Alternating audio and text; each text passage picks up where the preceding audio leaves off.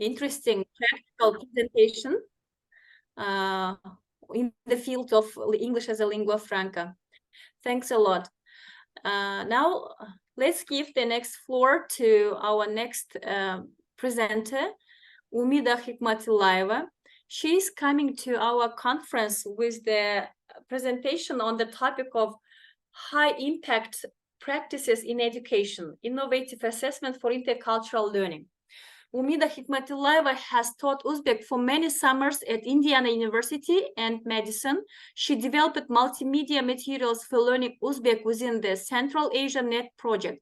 She participated in 2 Title VI grant-funded projects for developing an online Uzbek dictionary at the Center for Turkic and Iranian Lexicography and Dialectology and in the Turkish flagship program at Indiana University. Her research interests include intellectual communication, online teaching, and professional development. She is interested in training faculty and students to use technology in and outside the classroom for learning. Great. You are welcome, Umida Jike. Hello, everyone. Thank you so much for coming to my presentation. It's at the very end of the conference, and I think attention span reduces, so I'm actually speechless after Dr. Khan's presentation. Honestly, it was fascinating, and I kept Manisha asking about the audience. Who's the audience? And because I wanted to accommodate my language, as Dr. Khan said, I really want to refer his concepts and framework. I'm fascinated by this speech and the previous keynote speech too. So can I share my screen with you? Yes, you're welcome. Okay. So what do you see there? I see. You see it. You see the presentation? Yes, we can see it. Okay. Before the coming. presentation, yeah. Okay. Mm-hmm. Oops. Yeah. Okay. Yes. Okay, so I'm speechless, as you said, as I say. This is symbolic to have this event at the end of International Education Week, and I'm fascinated to meet a lot of interculturalists in this event. So let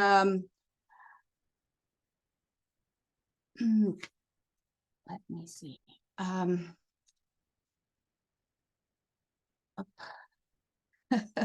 I'm really fascinated, honestly. And it was great to meet you all. And let me introduce myself. I'm a lifelong learner and language educator. However, this is only small part of my identity.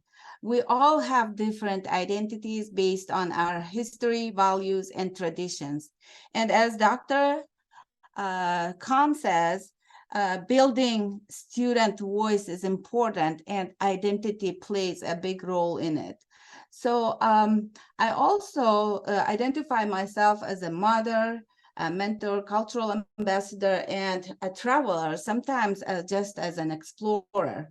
So this is my presentation, first presentation as an entrepreneur. So what we're going to talk about today, we're going to talk about high impact practices, the role of intercultural competence, and how do we design assessments for measuring intercultural communication, and how intercultural communication can be measured with the help of generative AI. And also we will reflect on our role in education, and I will share lots of resources with you. So what are the high impact practices? You can type one word definition of the high impact practices if you want to.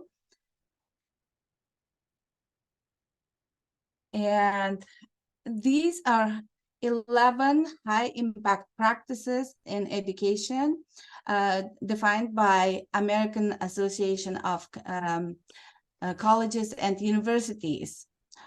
High impact practices in education allow students to build their own voice, and therefore they're important for holistic personal and academic growth. They have significant educational benefits to students who participate in them. For example, e-portfolios, internships, first-year experiences, intensive writing courses, learning communities, collaborative assignments and projects, service learning, community-based learning, undergraduate research are applicable in higher education context. And high impact and high quality practices have 8 characteristics. They set performance expectations, encourage students to invest significant and meaningful time, and they add meaningful interactions among students, and add a public demonstration of competence through e-portfolios, challenge students' way of thinking, provide frequent, timely, and constructive feedback, increase periodic structured opportunities, and reflect on their learning, and provide opportunities to discover and add real-world experience. So why intercultural communication competence is important? And I also mentioned innovation, the word innovation. What is innovation? You can actually chat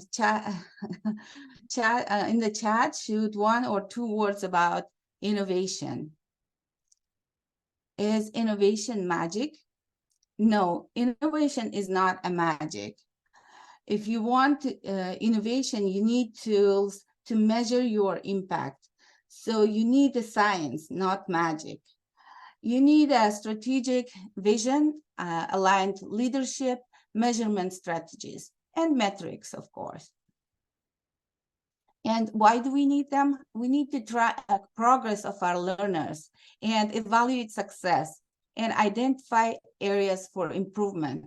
And more importantly, foster culture of innovation through incorporating technology, community involvement, feedback and reflection, and many more. So why intercultural communication is important? In the age of globalization, different cultures are seen as a common source and value. In today's digital age, we are facing new generation that can find information and share data quickly. They use the internet where different cultures come together. Moreover, we face diverse identities in our communities. Intercultural communication skills rank 4th in the ranking of 10 skills needed to recruit in the next generation. So how learning can be demonstrated? According to NILOA, National Institute for Learning Outcomes and Assessment, mapping is a tool for seeing relationships between different aspects of the institution based on learning outcomes. It includes documentation where learning is demonstrated and how. So how do we map our activities and assessments? And what is the mapping? So mapping is documentation. As we know, backward design as an instructional design approach that begins with the end goals and desired outcomes in mind before planning the instructional activities and assessments. In the context of assessment, backward design involves identifying the desired learning outcomes first, and then designing assessments that align with these outcomes. As we can see, high impact practices are can be in different forms. However, there are issues with designing assessments.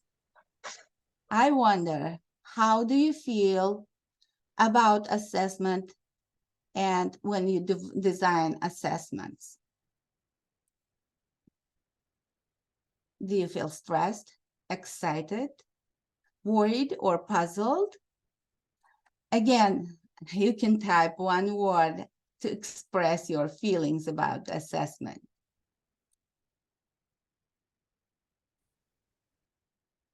Let me open the chat. Worried. Mixed. Yeah, we have different feelings about the assessment. Well, there is a reason for that. About 10 days ago, I attended a webinar about faculty development. And guess what was the most challenging task for faculty? Assessment design, as you can see.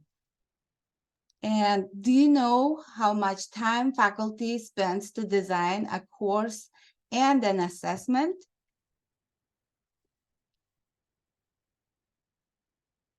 Faculty makes huge time investments to prepare and teach, and even more so for courses with an online component. In addition to the time they spend on in-person classroom teaching, educators spend about 38 hours prior to start of the semester preparing to teach course for the first time, and 14 hours for an existing course. During the semester, faculty spends about 7 hours each week prepping and fine-tuning the courses. Those hours add up quickly, and to the tune of about 105 hours of the invested each existing course, and 125 hours for first-time course. Isn't it amazing? Yet, there are issues with intercultural communicative competence. Let me tell my story. I did recently a study about intercultural competence. In contrary to English, I did my study in less commonly taught language classrooms. What are the less commonly taught language classrooms? Less commonly taught language classrooms are those languages except English, Spanish, French, and German. And they have low resources. And moreover, as our job is building student voice, we have misconceptions about intercultural communication. There are hundreds of definitions. So I define ICC in the field of language education as co-creating inclusive and transformative learning environments. And it should provide opportunities for respectful communication around identity building and value different cultural meaning among individuals with diverse backgrounds and experiences.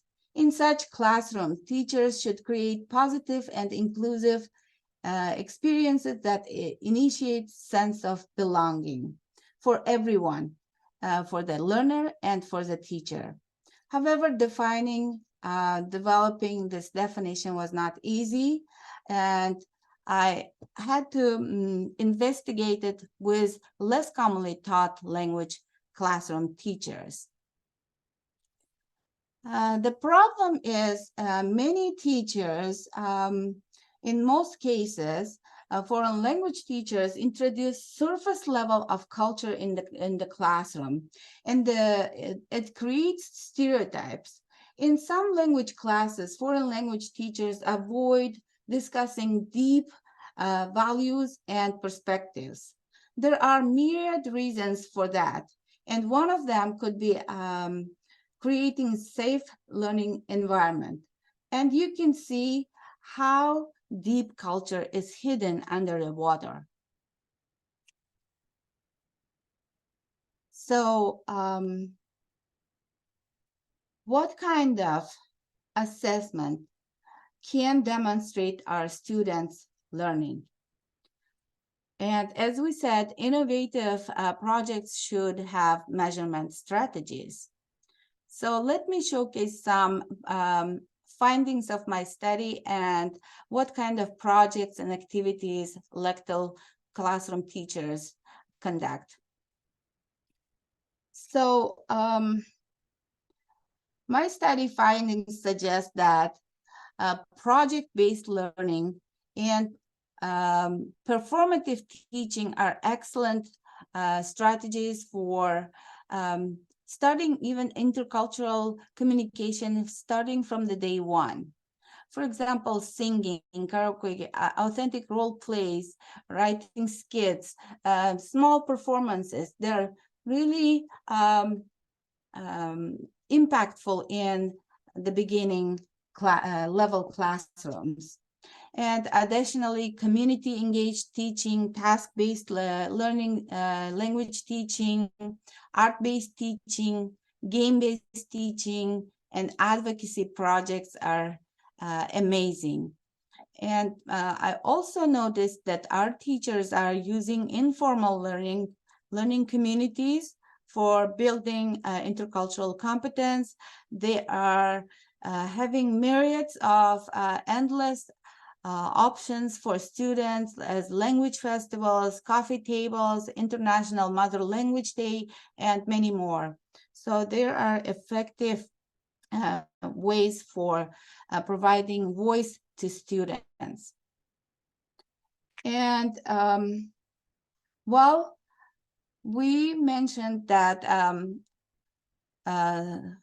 creating assessment is not easy. However, several organizations such as United Nations, OECD, PISA created goals and standards for us to guide our curriculum design and teaching. You can see global citizenship framework, sustainable development goals, and also global educating for global competence framework.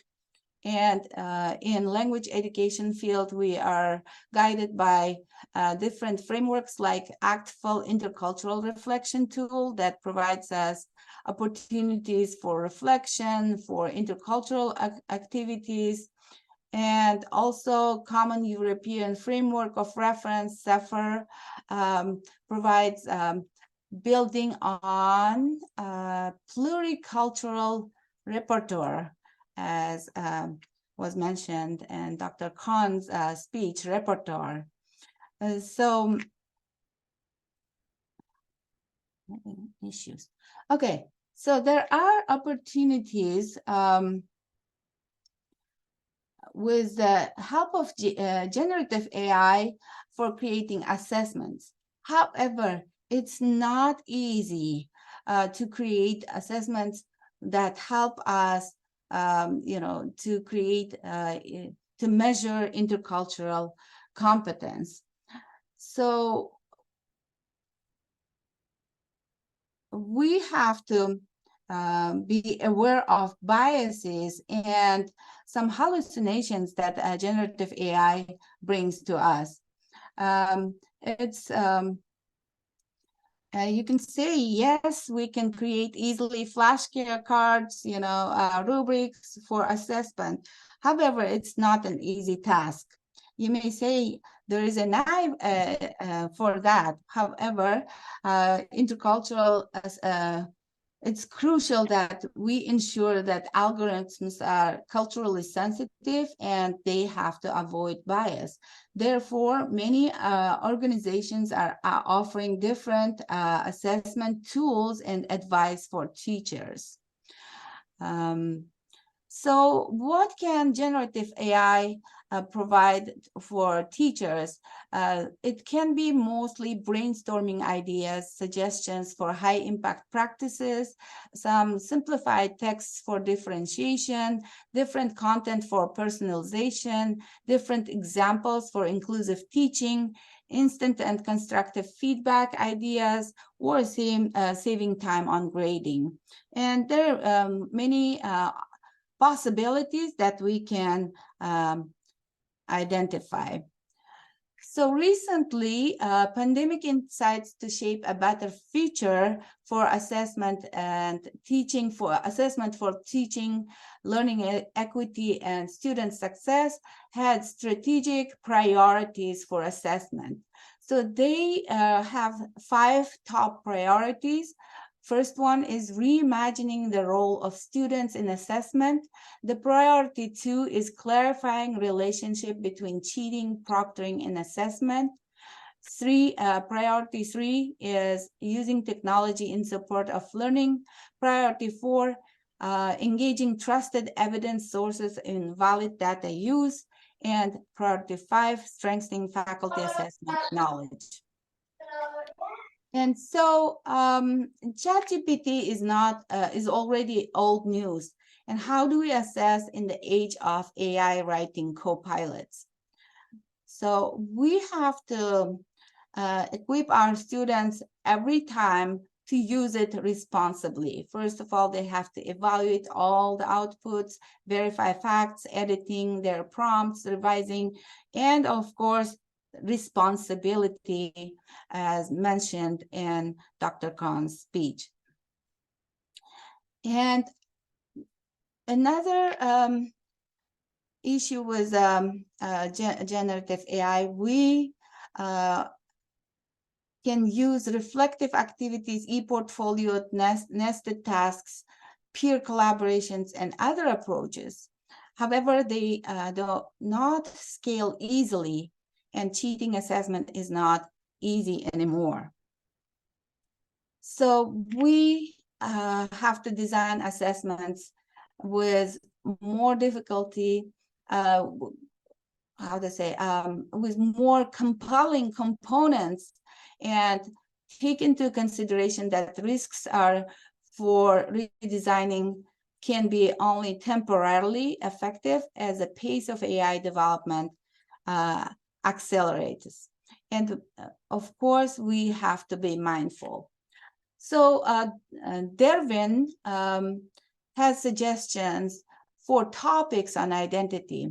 Topics on identity are very helpful to reflect on self-identity, self-awareness, topics like my linguistic identity, my food identity, my music identity, my role in education, my role in global world. And reflection questions can be, what is my mission? What are my values? And how can I communicate successfully with others? And other suggestion and solution is appreciation of multiple diversities of the self and other. And that can happen through embracing curiosity, challenging stereotypes, embracing inclusivity and empathy, celebrating differences, and engaging respectful communication. So what is our role in today's education? We are the leaders. We are the leaders. So that was the reason I was reflecting on our identity and who we are educating. For example, we have different generation names, and I belong to Generation X. And who we're educating in these days?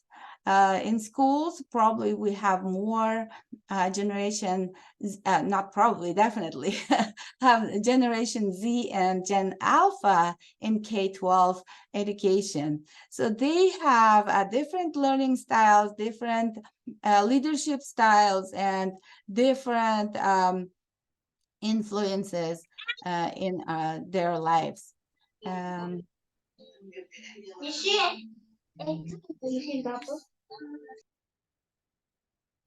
So we have to also reflect on our identity. Who am I?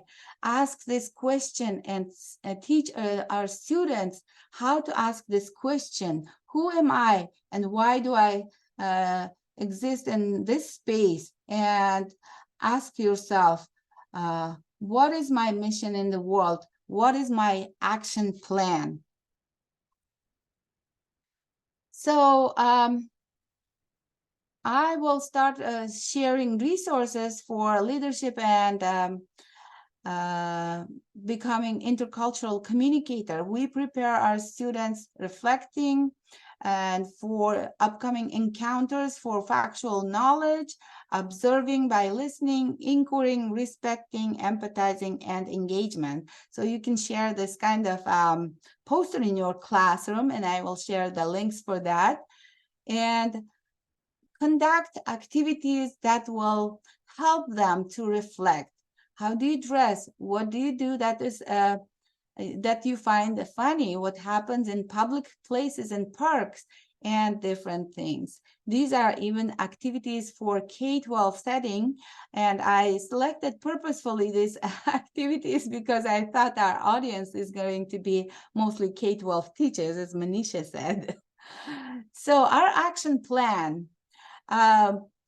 You can join communities with your students.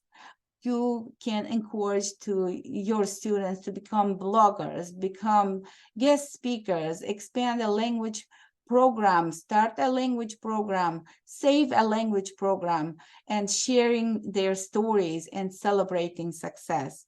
And also, I would say, teaching worldwide. So what are the resources for empowerment and leadership? I'll show some collections, books, websites, and rubrics. First of all, I have to say that assessment, mostly we know about formative, summative, diagnostic, and performance assessments. And nowadays, teachers, educators are getting united and creating crowdsourced collections. And you can see 101 creative ideas to use AI in education. And there's Dr. Zhang Hill from National Foreign Language Resource Center suggests 4 types of assessment for inquiry research, product development, for interaction and reflection and critique. And I think this is an amazing resource to use just to reflect on your projects. And another assignment resource, crowdsourced resource, provides ChatGPT assignments in your classroom today.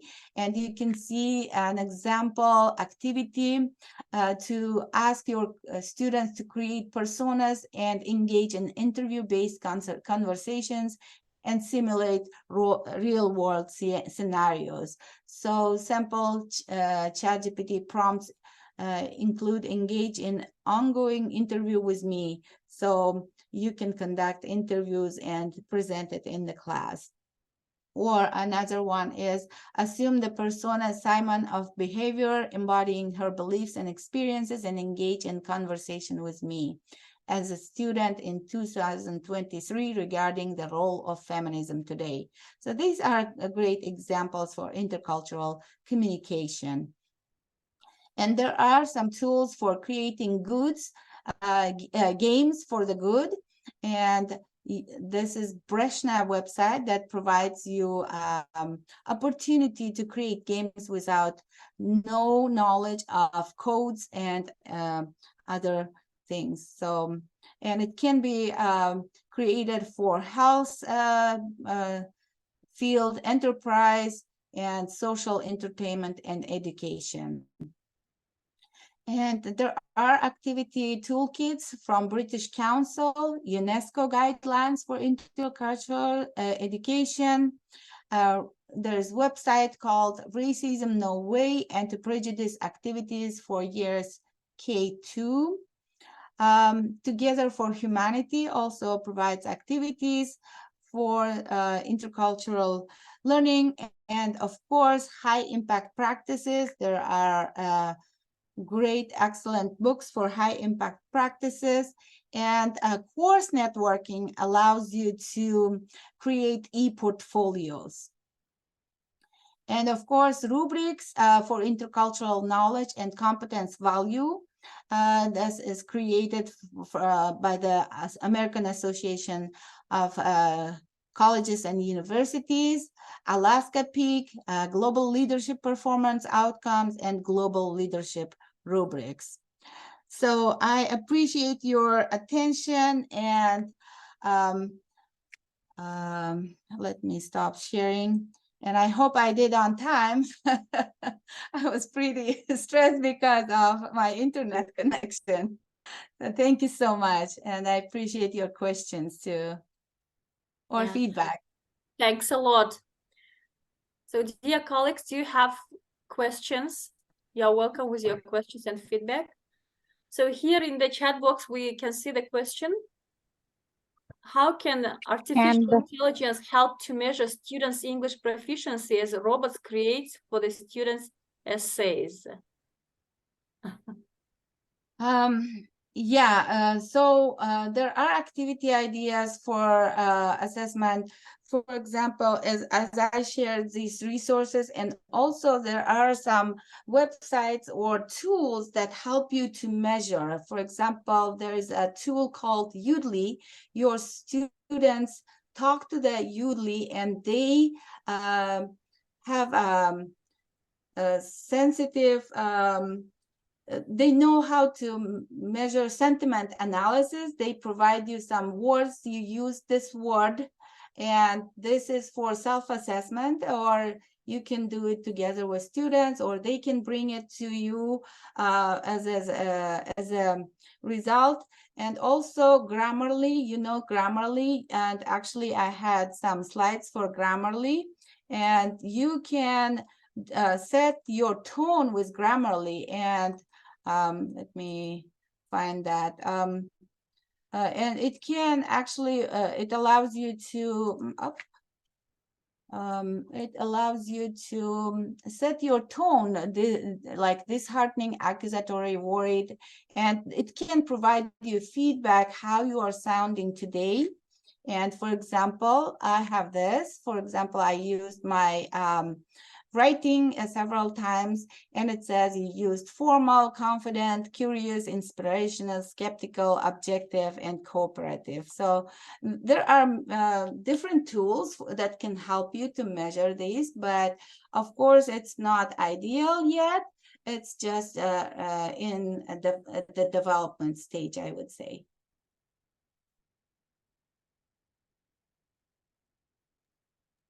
Thank you. Any other questions?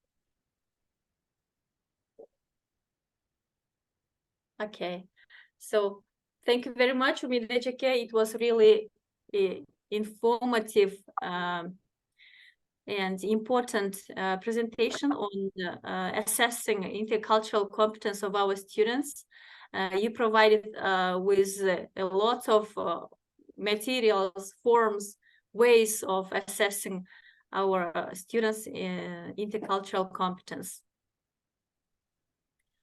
Thank you. And I will share links too. Thank you.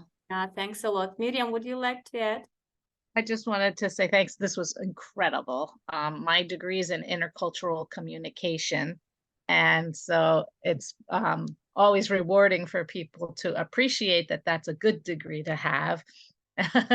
But also this was wonderful. It was a lot of information in a very short amount of time. So I'm sure some of the teachers are very overwhelmed, but we will send you guys the slideshow. This was fantastic. It was so inspiring. It gave me, I'm just taking notes. Very, very exciting, and great perspective. I wish I could just get inside your brain for a little while. I enjoyed this so much.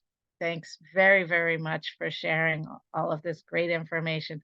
I'm sure the teachers have lots of questions. Please, guys, be brave and ask your question. Raise your hand and ask your questions. We have Dr. Kohn. You're welcome. Oh, well, thank you very much. Very, very rich. Thank you. Thank you. I have one little question concerning this notion of assessment for learning. How does this fit in with assessing intercultural competence for intercultural communication or intercultural competence in your experience? It's very hard. However, thank you so much for asking for this question. And I can relate only to your findings, actually. In my experience, using local conditions and preparing students for global purposes is the most important thing, because communication happens in the classroom mostly. In the language classroom, we have students with different backgrounds, and we use their backgrounds as a resource. And we ask questions that relate to their identities. And we prepare them for the global communication through their own activities. For example, in my study, I observed one event that took place in the community kitchen. In America, there is a place called community kitchen. People who are with economic low status, they go there and eat food. And Arabic language teacher took their students from beginning to advanced level, and this was actually one observation out of the classroom. I did 9 observations in classroom and 1 observation outside of the classroom. So she took her students to the community kitchen, and they did 3 stations, and one person distributed food, the other one washed dishes, the other one, put the food and prepared the food. So during this observation, I listened to the students, how they're reflecting on this activity, and they said, oh, this is exciting, because this community kitchen was built for it was a Shalom community center. It's for say people with religion, the Judaism. So and Arabic teacher took her students there. It was such a amazing communication among religions and among language speakers. There were heritage language speakers, Arabs from different countries, like Arabic is spoken in different countries, and they came together, and they also cooked food. Actually, Arab person founded organization that distributes food in different centers around the town, and they showcase that without telling anything, you can bring people together and share ideas and communicate. This was fascinating to me. 2 different religious communities came together, students are there, and different Arabic language speakers are there, some from Syria, some from Egypt, and they have different identities and communication styles. That was amazing. Thank you. We're going to say thank you again to Dr. Hikmatilla. This was so wonderful. Thank you so, so much. And before you go, though, please, we'd like to take a photograph. So if everybody could turn on their camera, and if you want to put on a reaction, that would be fun too, to put up your favorite reaction that you'd like to have in the picture. And, smile, please, if you want to, if that's your culture. If it's not, you can look very serious. And we also like that. Thank you so much. And everybody can take a picture. And let's get ready to say 1, 2. Get ready with your reaction. 3. Cheese. Nice. Nice job, nice job, nice job. Thanks everybody for your wonderful participation. I can't believe we got finished on time. Can we leave the Zoom open for some informal sharing and chatting afterwards? If anybody would like to stay on and just talk and say hi, you're welcome to do that. But let's please give a wonderful thank you so much to our 3 presenters today. Yeah, thanks a lot, dear presenters Thank of you. our conference. Dr. Firuza Rashidova, Professor Kurt Kohn, Dr. Umida Hikmatilla. Thanks a lot for contributing to the growth of our community. And thank you to all so participants much. who are staying with us. See you tomorrow.